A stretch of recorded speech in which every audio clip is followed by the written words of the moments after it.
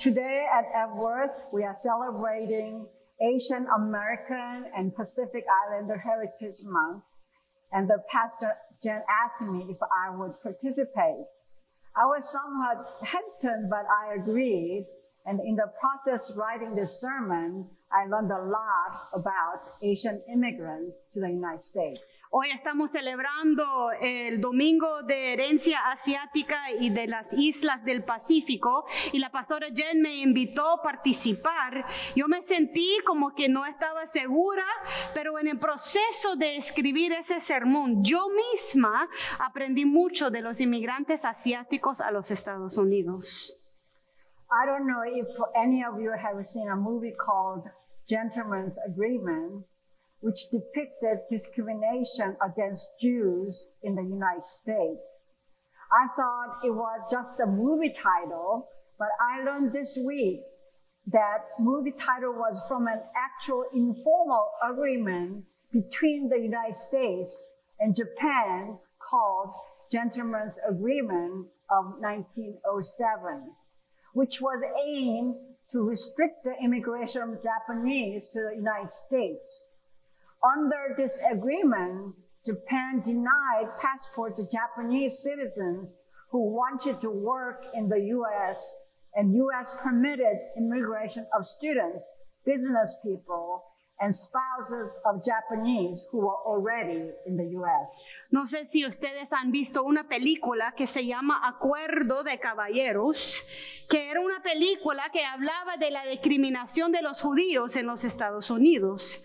Yo pensé que era un título de película, pero aprendí esta semana que literalmente el título de la película salió de un acuerdo informal entre los Estados Unidos y Japón titulado Acuerdo de Caballeros, que salió en 1907 y tenía el motivo de restringir la inmigración de la ciudadanía de los ciudadanos japoneses que querían trabajar en los estados, y que los Estados Unidos permitía la inmigración de estudiantes, personas de negocio y parejas de personas japonesas que ya estaban en los Estados Unidos. I also learned that in October 1906, the San Francisco Board of Education passed a regulation calling for all Japanese and Korean students, along with Chinese students, to be sent to segregated Oriental school, despite the fact that there were just 93 Japanese students and 25 of whom were born in America. But President Ted Roosevelt called it absurd and blocked it. Además, preparando para hoy, aprendí que en 1906, octubre de ese año, la Junta de Educación de San Francisco estaba llamando por una ley que ponía a todos los estudiantes japonesa, coreana y china en una escuela segregada oriental. A pesar del hecho que en esa área solo había 93 estudiantes japonesas y 25 de esos 93 habían nacido en los Estados Unidos. Aún así, la Junta quería hacerlo. Gracias a Dios, el presidente Ted Roosevelt dijo que era absurdo y lo paró. This Sunday is also Memorial Day weekend. Because of that, we are also remembering those who served this country. Memorial Day was originally known as a Decoration Day, and it was established in 1868 to commemorate the dead from the Civil War. Over the years, it came to serve as a day to remember all U.S. men and women killed or missing in action in all wars. Perhaps sometime in the future, Memorial Day can be when we commemorate the end of all wars. Estoy consciente que este domingo también es parte del fin de semana de Memorial Day, y con eso estamos recordando las personas que han servido a este país en las Fuerzas Armadas. El día de Memorial Day originalmente fue conocido como Día de Declaración y fue establecido en 1868 para conmemorar los que habían fallecido en la guerra civil de este país. Tras los años, Memorial Day llegó a ser un día en lo cual recordamos a todos los hombres y mujeres que sirvieron en el ejército o en las fuerzas armadas que fueron matados o todavía están desaparecidos. Y yo espero, dice Hija, que en el futuro el día de memorial puede ser un día cuando conmemoramos el fin de todas las guerras. When my son was born, I lived near the mall in Washington, D.C. One day, I put him in a stroller and walked over to the Vietnam Memorial. The black granite walls had names upon names of the dead. 58,195 of them. I had goosebumps just looking at all the names. What if we put all the names of people killed in wars, including civilians? Would that help stop wars altogether? Cuando mi hijo era pequeño, yo vivía en Washington, D.C., y un día le puse en el coche y caminé al memorial de Vietnam, una estatua ahí. Y esa estatua tiene paredes hecho de piedra negra que es brillante. Y yo comencé a ver los nombres y me di cuenta que había 58,195 nombres de hombres y mujeres fallecidos en esas paredes. Y me dio piel de gallina pensando en todos estos nombres y las madres que tienen el dolor de sus seres queridos fallecidos. Me pregunté a mí misma, ¿qué tal si tuviéramos paredes donde podíamos anotar los nombres de todas las personas que han sido matados en guerra, incluyendo la gente civil? ¿Será eso algo que ayudará a parar las guerras de completo en el mundo? In recent months, seeing images of women and children in Palestine fleeing war zones to survive has been especially difficult for me. I cannot help but think of my mother who had to flee with an infant, me, to a southern province during the Korean War. She told me how she was on a train and all night it only went one stop because people are trying to climb on the top of the train to flee. When I checked the distance using Google, normally it would have taken at most 20 minutes by train. I saw a photo of this scene, people on the top of a train in a Life magazine issue while doing research for a painting I was working on. I called the painting, For What? En estos meses me ha sido muy difícil ver las imágenes de Palestina, más ver las imágenes de mujeres y niños intentando escapar zonas de guerra y sobrevivir.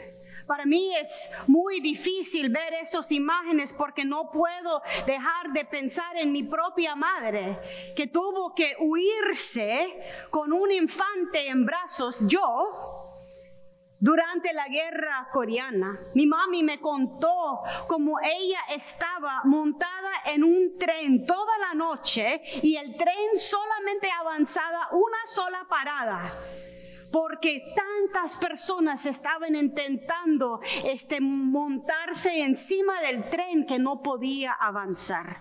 Cuando yo usé Google ahorita a chequear la distancia, era solamente 20 minutos de llegar de una parada a otra, pero pasó toda la noche por toda la gente que quería escapar. Cuando yo miré una foto de ese escenario con las personas encima del tren en una revista, mientras yo estaba pintando, titulé la pintura, ¿para qué? This week, I attended a presentation about the Japanese-American experience during World War II in this country. The speaker was Cynthia Izuno Maekri, a third-generation Japanese-American, a retired Navy captain who is also an oncologist. She stated that when Japan attacked Pearl Harbor on December 7, 1941, her father and grandfather were living in Hawaii, and the martial law was declared that day. Esta semana asistí a una presentación de una mujer japonesa americana de tercera generación. Su nombre es Cynthia Izuno Maekri y ella es jubilada capitana de las fuerzas navales y también doctora de oncología. Y ella dijo que cuando Japón atacó en Pearl Harbor el 7 de diciembre de 1941, el papá y el abuelo de Cynthia estaban viviendo en Hawái y en ese mismo día declararon ley marcial cuando atacaron a Pearl Harbor.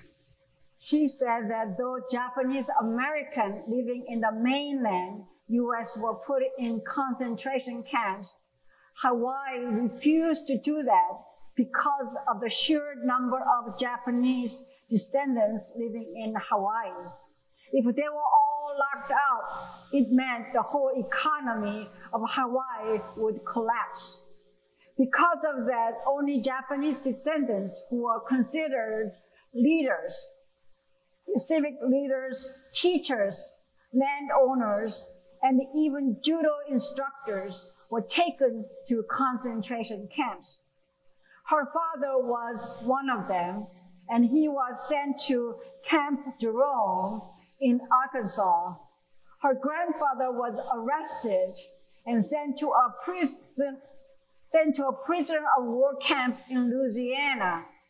He was considered an above average threat because he was an educator and principal of a Japanese language school, and because he was also Buddhist.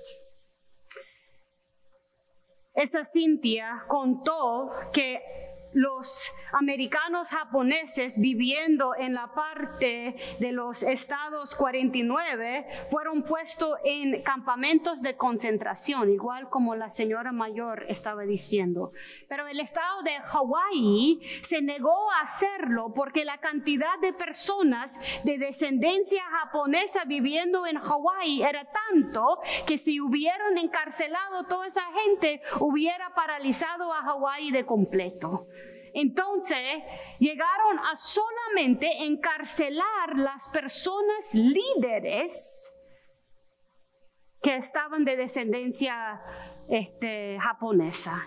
Y lo interesante es que el papá de Cynthia fue enviado a Arkansas en uno de esos campamentos, de Hawái a Arkansas, y su abuelo fue enviado a otro campamento en Luisiana, y él fue considerado amenaza alta porque fue educado, porque fue director de una escuela de idioma japonesa y porque era budista. The number varies slightly depending on the source, but approximately 1,500 from Hawaii and 120,000 Japanese descendants living on the West Coast were put in concentration camps, 2/3 of whom were American citizens. I also learned that Hawaii was not even a state at that time. It was a territory of the United States. En ese tiempo de la guerra segundo mundial, la cantidad de personas de descendencia japonesa era 1,500 viviendo en el territorio de Hawái, y en los estados completos era 120,000 personas y eran puestos en concentration camps. 2/3 de esas personas fueron ciudadanos estadounidenses encarcelados.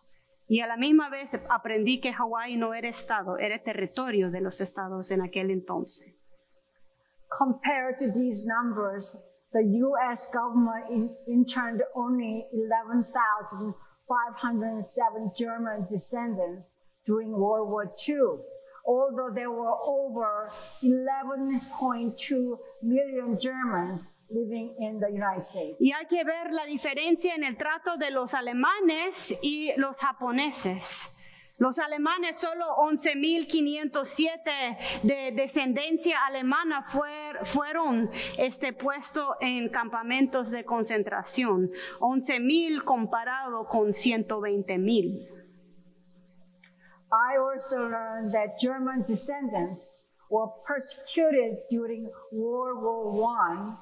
Because of that, some German descendants changed their business names to American-sounding names, stopped celebrating German traditions, and did not speak German in public to disguise their ethnic identity. Could Japanese descendants have done the same? We know the answer is no. También aprendí que personas de descendencia alemana fueron persecutados durante la Primera Guerra Mundial, y dado a eso, familias de descendencia alemana, yo lo sé en mi particular como pastora Jennifer, porque le pasó a mi abuela que dejó de hablar alemán. Los alemanes dejaban de hablar alemán y de tener costumbres alemanes porque no querían ser identificados con Alemania, pero los japoneses no podían hacer lo mismo porque era muy obvio que eran japoneses. I came to the United States when I was 14 because my mother married an American soldier after becoming a widow with an infant, me, during the Korean War. She was only 18 years old when the Korean War started, and I was only 5 months old. When I came to the United States, my knowledge of America was nil, other than the fact that I knew America helped South Korea during the Korean War.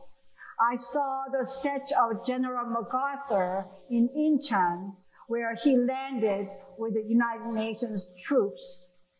I also saw a few American movies, and that was about it. I had no idea that discrimination existed in the United States because of skin color. Yo vine a los Estados Unidos cuando tenía 14 años porque mi madre se casó con un soldado estadounidense después de quedar viuda con un niño durante la guerra coreana. Mi madre solamente tenía 18 años cuando comenzó la guerra coreana y yo tenía 5 meses. Cuando yo vine a los Estados Unidos, mi conocimiento de América era nada más que el hecho que yo sabía que los Estados Unidos había ayudado a Corea del Sur durante la guerra coreana. También había visto la estatua del general MacArthur en Incheon, donde él llegó a Corea con las tropas de las Naciones Unidas. También había visto algunas películas americanas, pero no tenía la menor idea que discriminación existía en los Estados Unidos en base de color de piel. My first year of school in the United States started in Texas in January 1965. My first encounter with discrimination was when the students were nominating for Homecoming Queen. 2 girls in my homemaking class were nominated, but one girl, whom I thought was more beautiful than the other 2, was not. And I felt puzzled. At that time, I thought it could be my own sense of beauty, but I later learned that it was because she was black. En mi primer año de escuela en los Estados Unidos, estuve en Texas, era enero de 1965, y mi primer encuentro con la discriminación ocurrió cuando estaban nominando a reina de la corte de los estudiantes. 2 mujeres, muchachas, en mi clase fueron nominados, pero una de las mujeres allí, que era de lo más bella, no fue nominado y no entendí. En ese momento yo pensé que tal vez como yo venía de Corea, yo tenía otro concepto de belleza, pero aprendí después que la gente no la nominaba porque era negra. When we moved to Georgia, I first encountered the sign, white only, posted above a laundromat. With my limited English and knowledge of American culture, I tried to figure out what the sign meant. No one was in the laundromat to ask, so I looked around. Dryers were going with the colored clothes. Washing machines had colored clothes. In hindsight, my interpretation was really silly, but at that time, I thought the sign meant that you could only wash white clothes. And I concluded that people were ignoring signs and I could do the same. Cuando me mudé a Georgia, mi primer encuentro con un rótulo que decía blanco solamente fue puesto arriba de una lavandería. Y con mi poco inglés y entender de la cultura estadounidense, intenté entender el rótulo. Nadie estaba ahí presente para preguntarle, y yo miré las grandes secadoras con ropa de color y miré que las lavadoras también tenían ropa de color. Entonces me decidí, que tal vez era un poco ingenua, que en ese rótulo es que solamente podía lavar ropa blanca, pero como nadie estaba haciendo caso al rótulo, yo también lavé mi ropa de color. The high school I attended was in Harlem, Georgia. I was in the 9th grade, and it was the first year that school was being integrated. What I still remember is a black student coming into our school restroom and saying hi to girls there, and no one responding. La escuela secundaria donde yo asistí fue en Harlem, Georgia. Yo estuve en el 9º grado y era el primer año que la escuela estaba siendo integrado entre blancos y negros. Lo que yo me acuerdo es un estudiante afroamericano o negro entrando en el baño donde estábamos, y esa mujer dijo hola a las muchachas que estaban presentes. Y todo el mundo la ignoró. I mean, imagine if you come in here and you say hi. Es como que si uno entraba aquí, usted dice hola y nadie le habla. In my geometry class, we had one black student. One day, when she was absent from the class, the teacher made some derogatory comments about her. I don't remember the exact words, but I remember thinking, how could a teacher say that about a student? En mi clase de geometría tuvimos una estudiante afroamericana, y el día que ella fue ausente de la clase, la misma profesora comenzó a hacer unos comentarios feos sobre ella. No me acuerdo sus palabras exactas, pero me acuerdo pensando, ¿cómo es posible que una maestra habla así de su estudiante? I think it's also because when I was growing up in Korea, we were told teachers were our mentors and we're supposed to imitate them, and they're supposed to be teaching us the right thing to do. Eso para mí fue más impactante porque en Corea los maestros tienen un nivel de estatus muy alto, y todo el mundo es enseñado a seguir al maestro, y cuando el maestro está actuando de una manera contraria, le causa muchas preguntas para uno. Discrimination against Black students puzzled me, and I wanted to learn why. So I made a questionnaire and gave it to the students I knew. One of the questions was, what do you think about Black students? And if you don't like them, why? One girl answered, because they are a different race. I replied, I am a different race. And her answer was simply, you are different. I remember attending a Baptist church in town by myself a few times, and wondering, how could Christians let this discrimination exist? La discriminación en contra de los estudiantes afroamericanos para mí causó muchas preguntas. Quería entender el por qué. Entonces yo hice un cuestionario y lo repartí a los estudiantes blancos que yo conocía. Y las preguntas eran, ¿por qué o qué piensan de los estudiantes afroamericanos? Y si no les quiere, ¿por qué? Una muchacha me contestó y me dijo que ella no quería a esos estudiantes porque eran de una raza diferente. Y yo le respondí, pero yo soy de una raza diferente. Y ella me contestó sencillamente, pero usted es diferente. Yo me acuerdo asistiendo a una iglesia bautista en el pueblo mismo. Yo estaba sola y fui unas pocas veces. Y cada vez me preguntaba, ¿cómo es posible que cristianos permitían a esa discriminación existir? When I was about to finish my graduate school, I wrote the following for a reflection paper. In 1966, we moved to Georgia. Black students came. I felt the coldness in the air. Slowly, the Black students disappeared. I didn't know where they have gone, but I knew why they had to go. Signs, colored, white only. At first, I didn't understand. Later, I understood. Cuando estaba terminando mi maestría, escribí lo siguiente para un ensayo, una poesía. En 1966 nos mudamos a Georgia. Los estudiantes afroamericanos vinieron. Sentí lo frío en el aire. Poquito a poquito los estudiantes afroamericanos desaparecieron.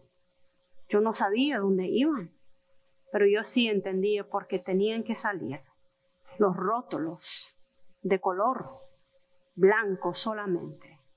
Al principio no entendí, pero más luego sí entendí. The rest of Pastor Jen's gonna just preach in Spanish, so you don't have to sit there so long. Habíamos pedido a la pastora Hilla contar con sus palabras su historia. Y yo voy a terminar haciendo la reflexión de ese nivel de prejuicio que ella encontraba de la experiencia de migrantes en este país y del llamado a nosotros como cristianos en este mundo. El diccionario define prejuicio como un juzgamiento o opinión que está preconcebido, una opinión adversa o un entender que es formado sin ser justificado o antes de tener conocimiento suficiente.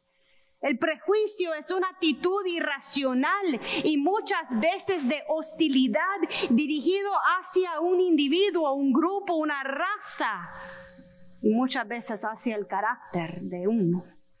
Prejuicio tal vez existe en parte porque como niños aprendemos observando y imitando a los adultos. Y si los adultos ya tienen prejuicios, les enseñan a los niños. Aprendemos como niños de los adultos qué hacer y qué no hacer. Y encima de eso, cultivamos a nuestros niños de no preguntar. No somos animados a preguntar cosas, y cuando comenzamos a ir en contra de lo que nuestros padres nos enseñaron o en contra de la tradición o la cultura, muchas veces nos ponen nos aíslan o nos marcan como problema. Jesús se metió en muchos problemas con los líderes judíos por no seguir las tradiciones ojos cerrados. Jesús sanó los que estaban enfermos en el día de descanso, que era violación de la ley. También Jesús permitió a sus discípulos cosechar en el día de descanso y comer cuando tenían hambre. Y muchos de los fariseos decían que Jesús ni siquiera venía de Dios, porque él rompía las tradiciones y las leyes. Cuando le confrontaron con la pregunta a Jesús, ¿por qué usted está sanando en el día de descanso? Jesús les dijo, si usted tiene un cordero y cae a un hueco un día de Sabbat, ¿no es que usted lo va a agarrar y sacarlo? Tanto más valor tiene una persona que un cordero. Por lo tanto, uno sí se puede hacer las cosas buenas en el día de Sabbat. Otra vez Jesús preguntó, ¿qué es seguir la ley? ¿Hacer bien o hacer maldad? ¿Salvar una vida o matar a otros? Juan 14:27 es Jesús diciendo que no debemos de tener miedo, y algunas traducciones de ese texto dice que no debemos de tener miedo, no tenemos de perder valor. Muchas veces definimos valor como ausencia de miedo, pero la verdad de las cosas es que valor es actuar aun cuando tenemos miedo. Juan escribió en carta de 1 de Juan 4:18 que no hay miedo en el amor, porque el amor perfecto echa fuera el miedo. ¿No será eso la razón por la cual nosotros arriesgamos hasta nuestra vida cuando nuestros seres queridos están en peligro? Entonces tal vez miedo es ausencia de amor. Cuando estaban describiendo lo que pasó a los americanos japoneses durante la Segunda Guerra Mundial, un artículo del National Archives mencionó que era miedo que motivó todo. Estadounidenses tenían miedo que japoneses o estadounidenses de descendencia de Japón viviendo en los estados tenían miedo que iban a tomar el lado de Japón en la guerra. Y simplemente por eso construyeron campamentos y pusieron ahí, hasta como dijo la señora, mis amigos dejaron de venir y me encarcelaron. Antes yo asistía a la escuela. Y ya dice que eso le hizo investigar un poquito más de ese Asian American Pacific Islander Month, que realmente comenzó como una semana solamente, del 4 al 10 de mayo. Y escogieron el mes de mayo porque el 7 de mayo de 1843 los inmigrantes japoneses llegaron a los estados. Y en mayo 10, 1869, terminaron el ferrocarril transcontinental que fue construido en ese país por personas chinas acá. En 1992, el presidente lo cambió a todo el mes de celebrar. Durante la Segunda Guerra Mundial, 33,000 americanos japoneses lucharon en las fuerzas aéreas, navales y armados de este país. Y en julio 15 de 1946, el presidente Truman les dio la bienvenida diciendo, ustedes lucharon contra el enemigo afuera y contra el prejuicio aquí para hacer esto una república buena. Y todavía hay que luchar. Todavía hay que luchar porque el presidente sabía que el prejuicio no había terminado. Ha sido más de 78 años desde aquel discurso del presidente y todavía estamos luchando en contra de prejuicio. Y el prejuicio está en todas partes, no solamente en los Estados Unidos. Yo conocí a un doctor blanco casado con una mujer coreana cuando estaba viviendo yo en Corea en 1991. Y ese hombre me contó que la abuela de su esposa estaba en contra del matrimonio, no por el hecho que el hombre fue blanco, pero el hecho que el hombre nació en una provincia de Corea, hijo de padres misioneros, y esa provincia era considerado de personas, bueno, en Nicaragua le dicen codo. ¿Cómo se dice? Stingy. Eso. El prejuicio ni siquiera por ser blanco, pero por nacer en una provincia que ni siquiera era su provincia. Y el prejuicio ahí. Entonces, la pregunta es, ¿hacia dónde Dios nos está guiando? El Espíritu de Dios, el Espíritu de amor, nos está guiando a aprender a vivir en paz uno con el otro. Y sobre muchos años, dice Hilla, yo he visitado a muchas iglesias, incluyendo iglesias ortodoxos, griegos, sinagogas. Y entre todo esto, Epworth es uno de los más diversos y uno de los más abiertos. Y eso son parte de la razón por la cual mi esposo y yo hemos llegado acá.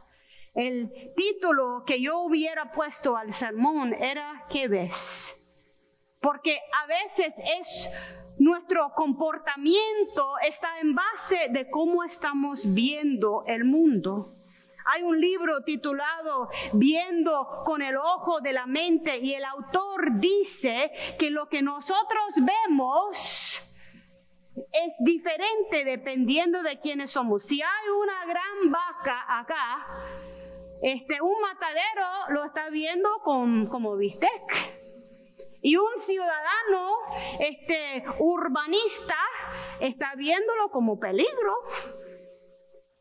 Y alguien que es juez en una feria está viendo si tienen las líneas como deben de ser. Lo que vemos es condicionado de quienes somos, y quienes somos es condicionado por lo que vemos. Muchas veces podemos ver una persona y juzgar si tiene valor o no valor.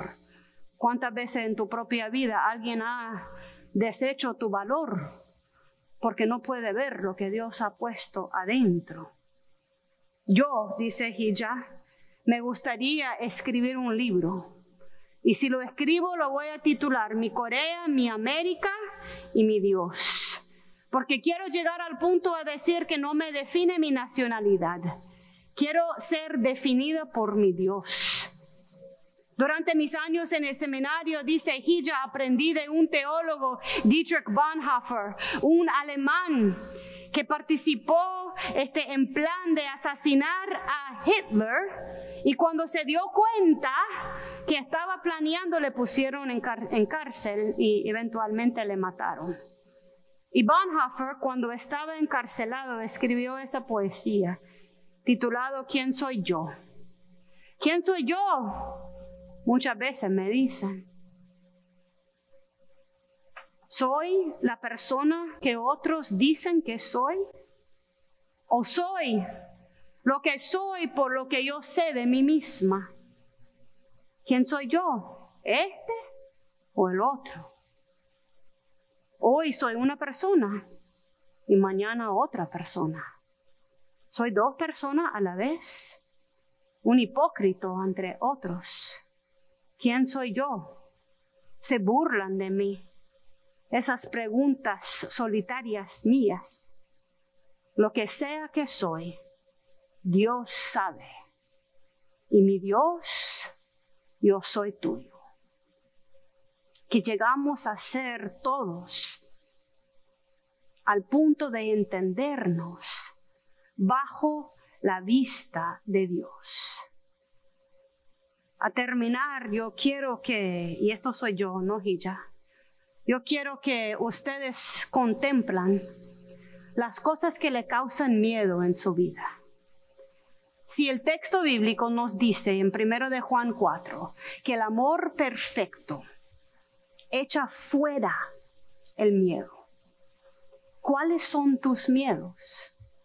Miedo de acercarse a alguien porque tal vez le hace daño. Miedo que no va a poder sobrevivir o alcanzar tus metas.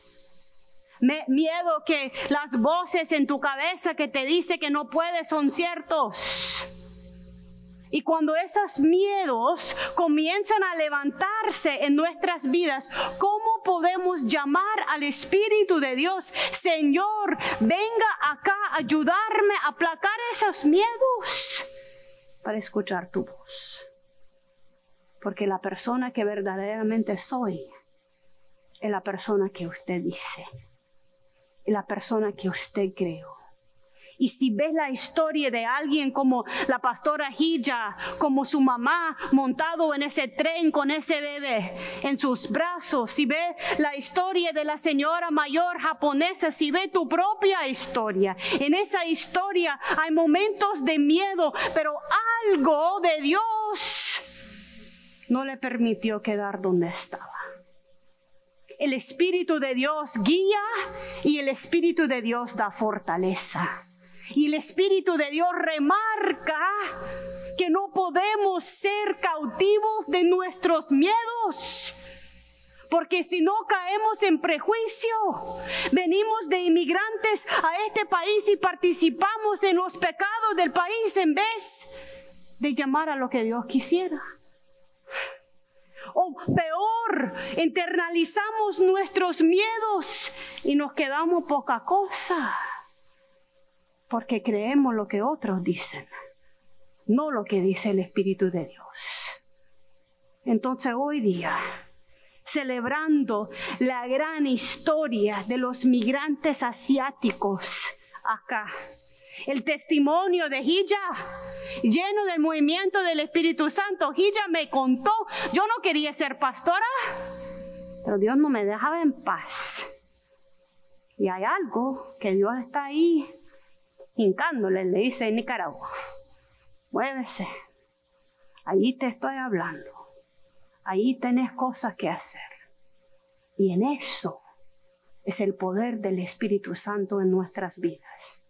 Que seamos una iglesia llena de personas que aún en medio del miedo tenemos el valor del Espíritu de Dios para enfrentar injusticia, para seguir aún en medio de la opresión, por no darnos por vencido y por escuchar quiénes somos en los ojos de Dios.